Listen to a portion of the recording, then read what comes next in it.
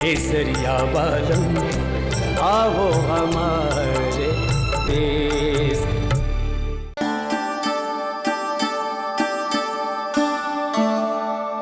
जी विक्रम की माँ हत्या आई थी ना,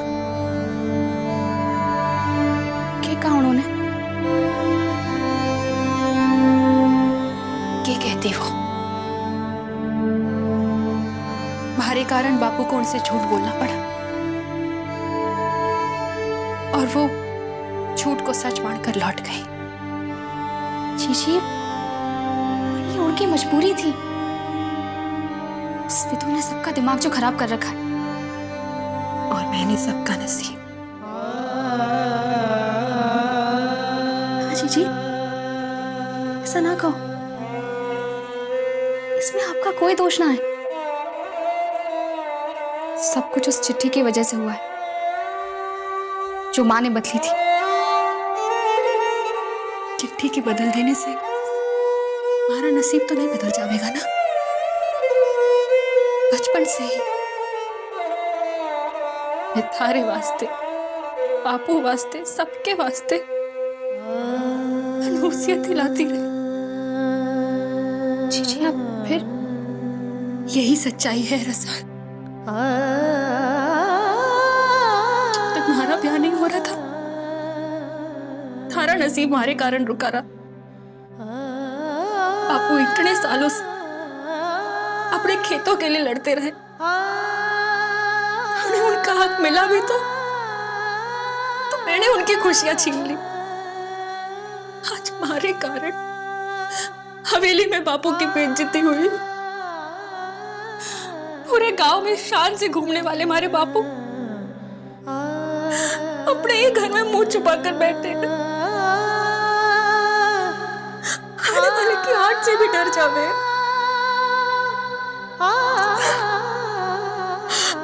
सबका एक ही हाल दिखाई दे रहा है बेटे, और वो है हमारा अंत।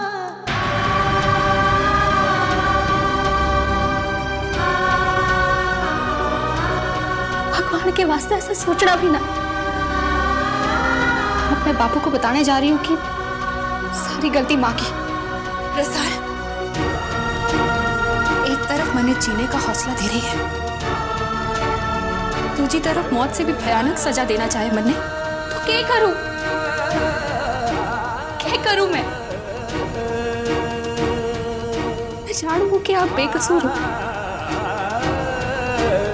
और आपको बेगुनाह साबित करने के वास्ते इस राज को बापू के सामने खोलना ही होगा। क्या होगा उससे? मुन्ने हमारे ससुराल वाले तो अपनाने से रहे, बापू माँ के साथ क्या कर बैठेंगे कि तू भी जाने, और चुप रहकर आप पर जो गुजरेगी वो भी मैं जानती हूँ। हमारे सर पे हाथ रख के वचन दे मन्ने, तू भूल से भी बापू के सामने उस चिट्ठी का जिक्र ना करेगी। वचन दे मन्ने।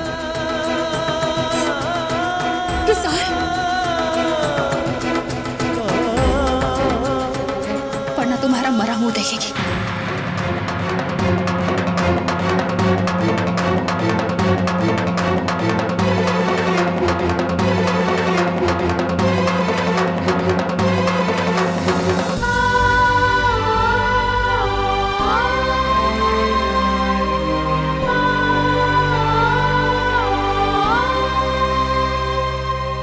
समझ ले कि ये राज आज हमारे सीने में दफन हो गया,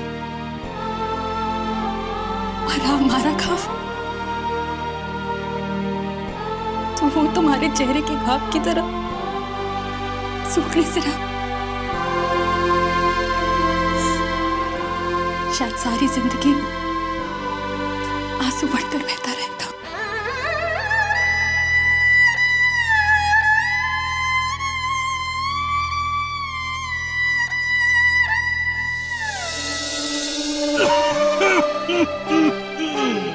काकी सा क्या खबर लाई हो? मैं पूछूं काकी सा, रुक्मी घर में है के नहीं? या फिर ये गुमान सिंह जी फालतू में तमाशा खड़ा करने पे तुले हुए हैं? क्यों बोलती बंदे थारी, जवाब क्यों नहीं दे रही? या अपने होने वाले समझे का झूठ छिपाने का बहाना ढूंढ रही है? देख, ज्यादा बकवास करने की जरूरत ना है। मदन सिंह क्यों झूठ बोलेगा? उसे किसी का कर्ज चुकाना है कि? रुक्मणी की तबीयत खराब है और उसके ससुराल वाले ऐसे में उसे नहीं भेजना चाहते। रुक्मणी की तबीयत जब संभल जाएगी ना, तो वो लोग खुद मदन सिंह को बुलावेंगे उसे ले जाने के वास्ते। और तब तू खुद भी चले जाना उसे लिवाने मदन सिंह के साथ। मैं तो बोले हूँ काकी साहब, इनकी पीठ पे लदवा कर लाना चाहिए रुक्मणी को। तुम लोग क्या समझते हो? बिना सबूत के दावा कर रहा हूँ मैं। ये देखो, ये है रुक्मणी की पाजेब। ये रात मैंने तब पाई जब रुक्मणी को देखा था। अरे पूरे गांव में पूछवा के देख लो, सिवाय रुक्मणी के ये पाजेब किसी और की है ही नहीं। अरे बुढ़े, तू के रात में हमारी बहू बेटियों के गहने ढूंढता फिरता है? अरे रुक्मी का इतने बड़े खानदान में ब्याह हुआ है, उसके पैरों में सोने की पायल होगी। सुबह से दिमाग खराब कर दिया सबका। मैं बोले हूँ बात क्या है? बात यो है कि इनका रुक्मणी के साथ ब्याह ना हो सका, इसलिए ये बावड़े हो गए। थारे को ब्याह करना है ना, तो मैं बताती हूँ थारे वास्ते रिश्ता। देखो काकी साहब, मारे से मजाक मत करना। अरे मारी उम्र है के थाड़े से मजाक करन की? जो तू रुक्मी को भूल जाए तो बताऊं। देखो काकी साहब, मेरा मजाक उड़ाना तो ठीक ना होगा, मैं बता देता हूँ। अरे पहले मन ने पूछ लेने दे, फिर तन्ने बताऊंगी। अच्छा, वैसे किस गांव की है? वो भी बाद में तन्ने बताऊंगी। ठीक है, तो फिर कल आता हूँ मैं थारे घर। हाँ।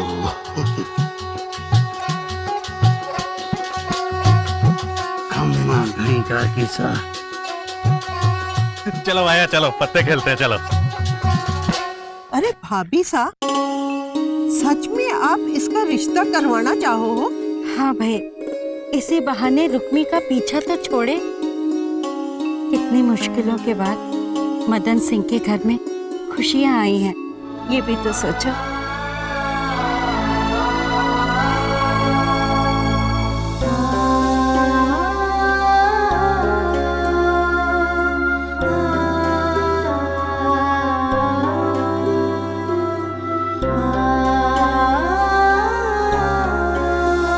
मौसा, पता चला है कि आपने कल से कुछ खाया नहीं।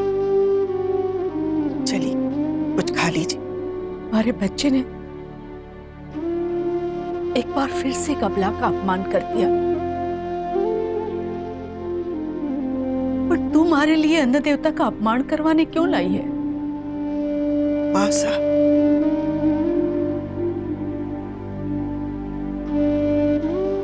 आप भूखे पेट ये लड़ाई नहीं लड़ पाएंगी। पर खुद की जान तो दे सको ना बिंदड़ी। जब तक ये लोग हमारी बिंदड़ी को घर वापस नहीं लाते, मैं कुछ नहीं खाऊंगी। और वैसे भी हमारी ये लड़ाई हमारे समझदार सपूतों से तो नहीं है,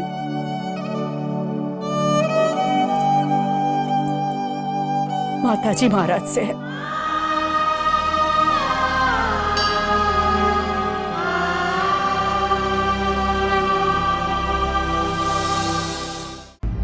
ये बोल रहे हैं बड़े ठाकुर साहब, आपके भतीजे रणबीर का तो ब्याह हो चुका है। फिर से रोहित जी, वो हमारे भतीजे का ब्याह नहीं था, एक धोखा था पुरोहित जी, जिसकी साजिश का हम अंदाजा नहीं लगा पाए और अपनी बदसूरत बेटी को हमारे भतीजे के सर मर दिया उसके बाप मदन सिंह ने। तुमसे मैं कहना चाह रही थी कि गायत्री, तुम जाओ, मैं तुमसे बाद में बात करता हूँ।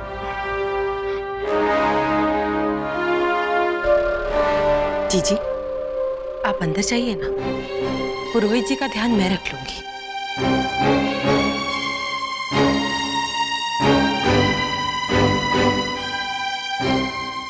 तुम भी जाओ यहाँ से।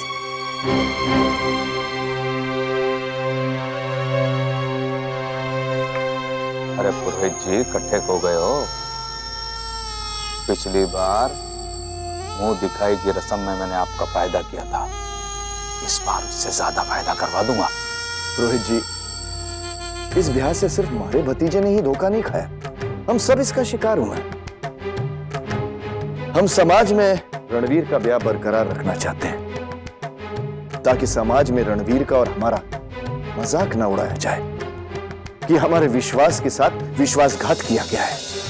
जब आप लोगों ने मुझ पर इतना भरोसा किया है तो मन ने कुछ करना ही पड़ेगा।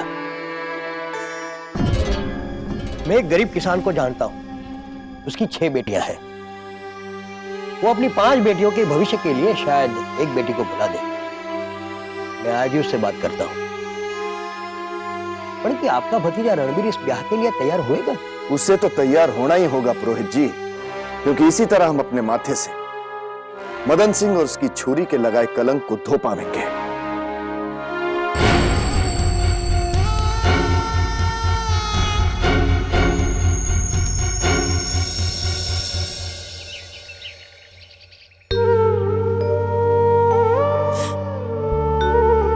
ये आप क्या कर रहे हो भगवान? कहते हैं पति का प्यार मेहंदी का रंग बन के हाथों में उतर आवे।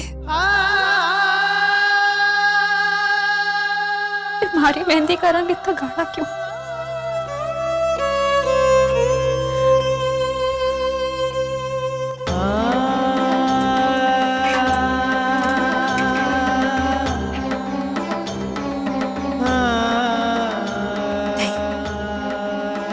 तुम्हारी मेहंदी का ही रंग तुम्हारी खुशी के चंद लम्हों का तोहफा है। ऐसे खुद से कैसे मिटा सकूं? ये तो भूले से ही सही, और हमारे से प्यार करने वाले का अपमान होगा।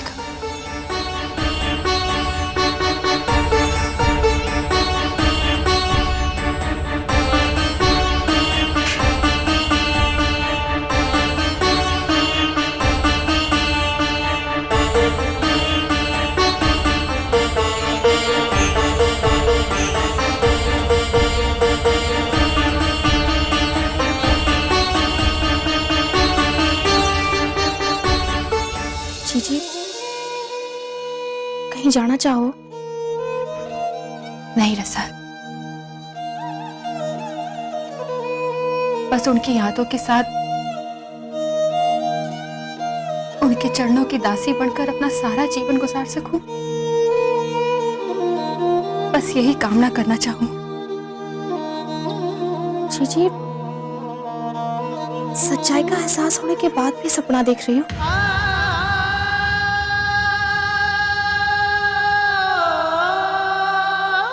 देख, हमारी मेहंदी का रंग।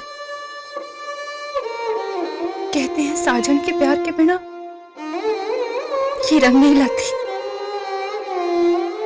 पर देख हमारी मेहंदी का रंग कितना खिला है। जी, इसे धोने चली तो एहसास हुआ कि ये इतनी आसानी से हमारे हाथों से कैसे उतर सके। तुम्हारे वास्ते माताजी महाराज के मंदिर में पूजा कराएगी कि मैं उनकी दासी बनकर रहने को भी तैयार हूं जीवन भर। जी, इसी में बापू की खुशी है, माँ की खुशी है, थारी खुशी है। और अगर माताजी महाराज ने चाहा तो कुंवर सा और उनके परिवार की भी खुशी होगी। तो सबकी खुशी के वास्ते पूजा करके आएगी।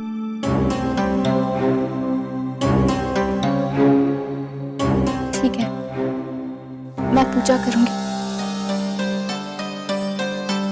दिल से आपके वास्ते पूजा करूंगी।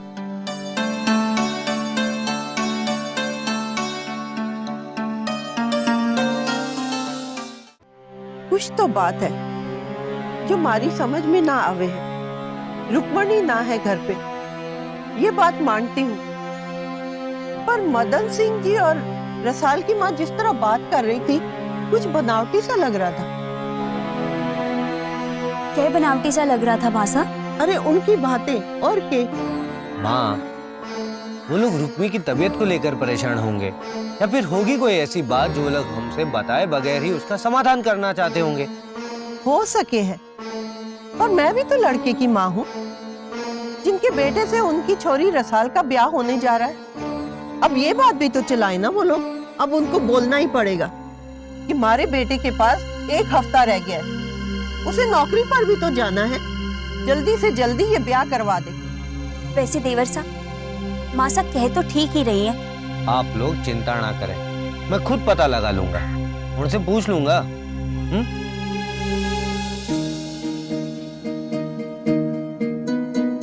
रसाल कट्ठे जा रही है?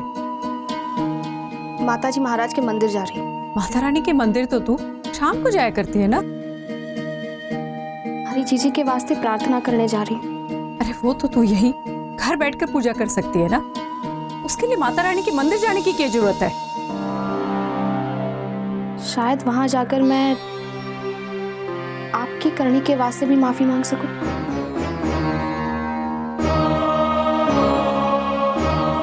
ये किया मैंने, जो हो रहा है सब कुछ तो इसकी किस्मत के कारण हो रहा है। मन को किस बात का दोष दे रही है तू? हरी जीजी की किस्मत को बिगाड़ने के वास्ते जिम्मेदार आप हैं ना। ये करा था री माँ ने रुक्मी के साथ? चुप क्यों है? थारे से पूछ रहा हूं, क्या करा था री माँ ने? अब मैं बापू को असलियत बता ही देती।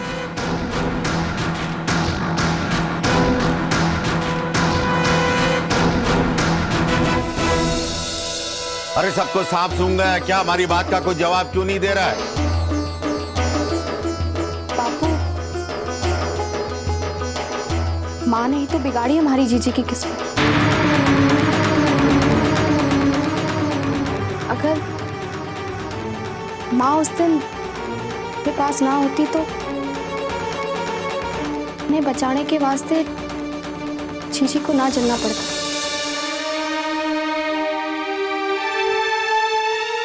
मैं जली होती उससे, ये अच्छा होता। उस रोज रुक्मी ने तन्ने बचाने के एहसान से ज्यादा भयानक काम आज किया है। अपने जले चेहरे का राज छुपाकर हम सबके चेहरे पे कालक पोत दी इसने। इससे तो अच्छा होता उस आग में ये भस्म हो जाती, तो मेरी इज्जत का हवन तो ना होता।